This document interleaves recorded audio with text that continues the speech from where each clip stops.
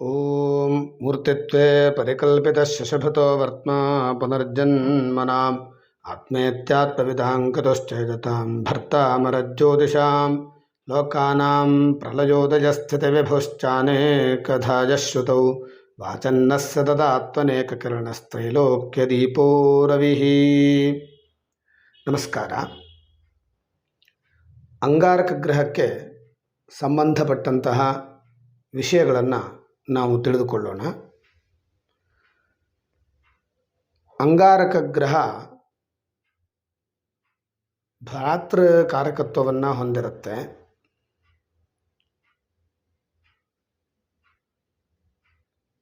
ಅಣ್ಣ ತಮ್ಮಂದಿರಿಗೆ ಸಂಬಂಧಪಟ್ಟಂತಹ ವಿಷಯಗಳನ್ನು ಅಂಗಾರಕ ಗ್ರಹದಿಂದ ನಾವು ತಿಳಿದುಕೊಳ್ಳಬೇಕು. ಜಾತಕದಲ್ಲಿ ಅಂಗಾರಕ ಗ್ರಹ ಎಲ್ಲಿದೆ, ಉಚ್ಚವಾಗಿದೆಯೋ ನೀಚವಾಗಿದೆಯೋ, ಶತ್ರುಗ್ರಹಗಳ ದೃಷ್ಟಿ ಹೇಗಿದೆ, ಮಿತ್ರಗ್ರಹಗಳ ದೃಷ್ಟಿ ಹೇಗಿದೆ, ಇದನ್ನೆಲ್ಲ ತಿಳಿದುಕೊಂಡು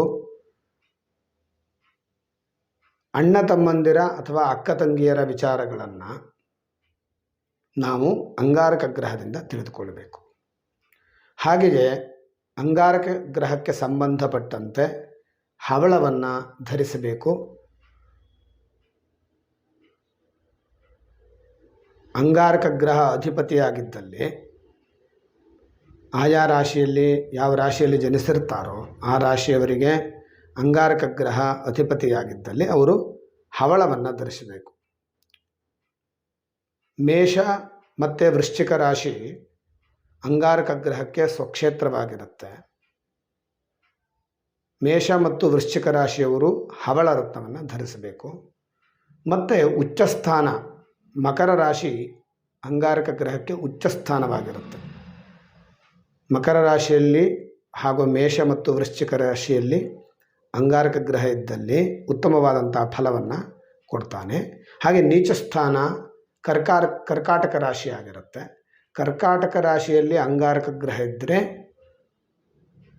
ಆ ಗ್ರಹಕ್ಕೆ ಸಂಬಂಧಪಟ್ಟಂತಹ ತೊಂದರೆಯನ್ನು ಅಂಗಾರಕ ಗ್ರಹ ಕೊಡುತ್ತೆ. ಹಾಗಾಗಿ ಅಲ್ಲಿ ಅಂತಹ ತೊಂದರೆ ಇದ್ದಲ್ಲಿ ನಮ್ಮ ಜಾತಕದಲ್ಲಿ ನೀಚ ಸ್ಥಾನದಲ್ಲಿ ಅಂದರೆ ಕರ್ಕಾಟಕ ರಾಶಿಯಲ್ಲಿ ಅಂಗಾರಕ ಗ್ರಹ ಇದ್ದಲ್ಲಿ ಪಾಪಗ್ರಹಗಳ ಶತ್ರುಗ್ರಹಗಳ ದೃಷ್ಟಿ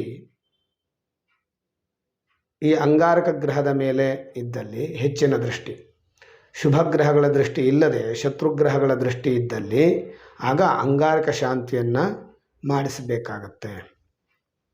ಹಾಗೆಯೇ ದಶಾವರ್ಷಗಳ ಕಾಲ 7 ವರ್ಷ ಇರತಕ್ಕಂಥದ್ದು ದಶಾವರ್ಷ ಅಂಗಾರಕ ಗ್ರಹದ್ದು. ಮೂಲ ತ್ರಿಕೋಣ ಸ್ಥಾನ ಮೇಷರಾಶಿಯಾಗಿರುತ್ತೆ ಅಂಗಾರಕ ಗ್ರಹಕ್ಕೆ. ಅಂಗಾಂಗದ ವಿಷಯಕ್ಕೆ ಬಂದರೆ ಮಜ್ಜೆ, ಎಲುಬಿನಲ್ಲಿ ಇರತಕ್ಕಂಥ ಮಜ್ಜೆ ಹೇಳುವಂತಹ ಜಾಗವನ್ನು ಈ ಅಂಗಾರಕ ಗ್ರಹ ಗುರುತಿಸುತ್ತೆ. ಅಂದರೆ ಅಂಗಾರಕ ಗ್ರಹಕ್ಕೆ ಸಂಬಂಧಪಟ್ಟು ರೋಗಗಳು ಬಂದಲ್ಲಿ ಮಜ್ಜೆ ಸ್ಥಾನಕ್ಕೆ ರೋಗಗಳು ಬರತಕ್ಕಂಥದ್ದು. ಈ ಅಂಗಾರಕ ಗ್ರಹದ ಅವಧಿ, ಒಂದು ರಾಶಿಯಲ್ಲಿ ಅಂಗಾರಕ ಗ್ರಹದ ಅವಧಿ 45 ದಿನಗಳ ಕಾಲ ಇರುತ್ತೆ. ಅಂಗಾರಕ ಗ್ರಹಕ್ಕೆ ಉತ್ತಮವಾಗಿರತಕ್ಕಂಥ ದಿಕ್ಕು ದಕ್ಷಿಣ. ಅಂದರೆ ನಮ್ಮ ರಾಶಿಗೆ ಅಂಗಾರಕ ಗ್ರಹ ಅಧಿಪತಿಯಾಗಿದ್ದಲ್ಲಿ ದಕ್ಷಿಣ ದಿಕ್ಕು ನಮಗೆ ಶುಭವಾದಂತಹ ದಿಕ್ಕು. ಅಂದರೆ ಮೇಷ ವೃಶ್ಚಿಕ ರಾಶಿಗಳಲ್ಲಿ ನಾವು ಜನಿಸಿದ್ದರೆ ದಕ್ಷಿಣ ದಿಕ್ಕು ಕೂಡ ನಮಗೆ ಶುಭವಾಗುತ್ತೆ. ಇನ್ನು ಅಗ್ನಿ ತತ್ವವನ್ನು ಈ ಅಂಗಾರಕ ಗ್ರಹ ಸೂಚಿಸುತ್ತೆ. ಅಗ್ನಿಗೆ ಸಂಬಂಧಪಟ್ಟಂತಹ ಆರಾಧನೆ, ಇದರಿಂದ ಅನುಕೂಲಗಳು ಜಾಸ್ತಿ. ಹಾಗೆಯೇ ಧಾನ್ಯವನ್ನು ಈ ಅಂಗಾರಕ ಗ್ರಹದ ದೋಷದ ಪರಿಹಾರಕ್ಕಾಗಿ ಧಾನ್ಯವನ್ನು ನಾವು ದಾನ ಮಾಡುವುದಿದ್ದಲ್ಲಿ ತೊಗರಿ ಬೇಳೆಯನ್ನು ದಾನ ಮಾಡಬೇಕು. ಹಾಗೆಯೇ ಇಂದ್ರಿಯಗಳ ವಿಷಯಕ್ಕೆ ಬಂದರೆ ಕಣ್ಣಿಗೆ ಸಂಬಂಧಪಟ್ಟಂತಹ ದೋಷಗಳನ್ನು ಉಂಟು ಮಾಡಬಹುದು, ಅಥವಾ ಕಣ್ಣಿಗೆ ಸಂಬಂಧಪಟ್ಟಂತಹ ರೋಗಗಳು ಕಂಡುಬಂದಲ್ಲಿ ವೈದ್ಯರ ಚಿಕಿತ್ಸೆಯಿಂದ ರೋಗಗಳು ಗುಣವಾಗದೇ ಇದ್ದಲ್ಲಿ ಅಂಗಾರಕ ಗ್ರಹದ ಆರಾಧನೆಯನ್ನು ಮಾಡಬೇಕು. ಆಗ ಕಣ್ಣಿಗೆ ಸಂಬಂಧಪಟ್ಟಂತಹ ರೋಗಗಳು ನಿವಾರಣೆಯಾಗುತ್ತೆ. ಮತ್ತು ಪಿತ್ತಕಾರಕವೂ ಕೂಡ ಹೌದು ಅಂಗಾರಕ ಗ್ರಹ. ಪಿತ್ತಕ್ಕೆ ಸಂಬಂಧಪಟ್ಟಂತಹ ದೋಷಗಳು ಕಂಡುಬಂದಲ್ಲಿ ಆವಾಗ ನಾವು ಅಂಗಾರಕ ಗ್ರಹದ ಆರಾಧನೆಯನ್ನು ಮಾಡಬೇಕು. ಹಾಗೆಯೇ ಅಂಗಾರಕ ಗ್ರಹದ ಪೂಜೆಗಳಲ್ಲಿ, ಹೋಮಗಳಲ್ಲಿ ಲೋಹವನ್ನು ದಾನ ಮಾಡುವಾಗ ತಾಮ್ರವನ್ನು ದಾನ ಮಾಡಬೇಕು. ಅಂಗಾರಕ ಗ್ರಹಕ್ಕೆ ತಾಮ್ರ ಲೋಹವನ್ನು ಹೇಳಿದ್ದಾರೆ, ಅದನ್ನು ನಾವು ದಾನ ಮಾಡಬೇಕು. ಹಾಗೆ ಜಪ ಮಾಡುವುದಾದಲ್ಲಿ ಅಂಗಾರಕ ಗ್ರಹದ ದೋಷದ ನಿವಾರಣೆಗಾಗಿ ಜಪ, ಹೋಮ, ತರ್ಪಣ, ಮಾರ್ಜನ, ಭೋಜನ ಈ 5 ಕ್ರಮದಲ್ಲಿ ಪೂಜೆಯನ್ನು ಮಾಡಿಸಬೇಕು. ಆಗ ಜಪಸಂಖ್ಯೆ 10,000 ಅಥವಾ ದಶಾಭುಕ್ತಿಯಂತೆ 7,000 ಜಪವನ್ನು ಮಾಡಬೇಕು. ತದ್ದಶಾಂಶ ಹೋಮ, ತರ್ಪಣ, ಮಾರ್ಜನ, ಭೋಜನಾದಿಗಳನ್ನು ಮಾಡಬೇಕು. ಅಂಗಾರಕ ಗ್ರಹವನ್ನು ಪೂಜಿಸುವಾಗ ಕೆಂಪು ಹೂವಿನಿಂದ ಪೂಜಿಸಬೇಕು. ಸಾಮಾನ್ಯವಾಗಿ ಎಲ್ಲ ಗ್ರಹಗಳು ಕೂಡ 7ನೇ ಮನೆಯನ್ನು ನೋಡ್ತವೆ. ಎಲ್ಲ ಗ್ರಹಗಳು ಕೂಡ 7ನೇ ಮನೆಯನ್ನು ಸಂಪೂರ್ಣ ದೃಷ್ಟಿಯಿಂದ ನೋಡುತ್ತೆ. ಅಂಗಾರಕ ಗ್ರಹ 4 ಮತ್ತು 8ನೆಯ ಸ್ಥಾನವನ್ನು ಕೂಡ ಸಂಪೂರ್ಣ ದೃಷ್ಟಿಯಿಂದ ನೋಡುತ್ತೆ.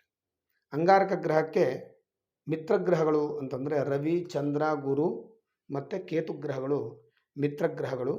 ಸಮಗ್ರಹಗಳು ಶುಕ್ರ ಮತ್ತು ಶನಿ. ಯಾವುದೇ ಮಿತ್ರತ್ವವೂ ಇಲ್ಲ, ಶತ್ರುತ್ವವೂ ಇಲ್ಲ. ಶತ್ರುಗ್ರಹ ಅಂತಂದರೆ ಬುಧ ಮತ್ತು ರಾಹುಗ್ರಹಗಳು ಅಂಗಾರಕ ಗ್ರಹಕ್ಕೆ ಶತ್ರುಗ್ರಹಗಳು. ಅಂಗಾರಕ ಗ್ರಹದ ಬಣ್ಣ ಕೆಂಪು ಬಣ್ಣ ಇರುತ್ತೆ.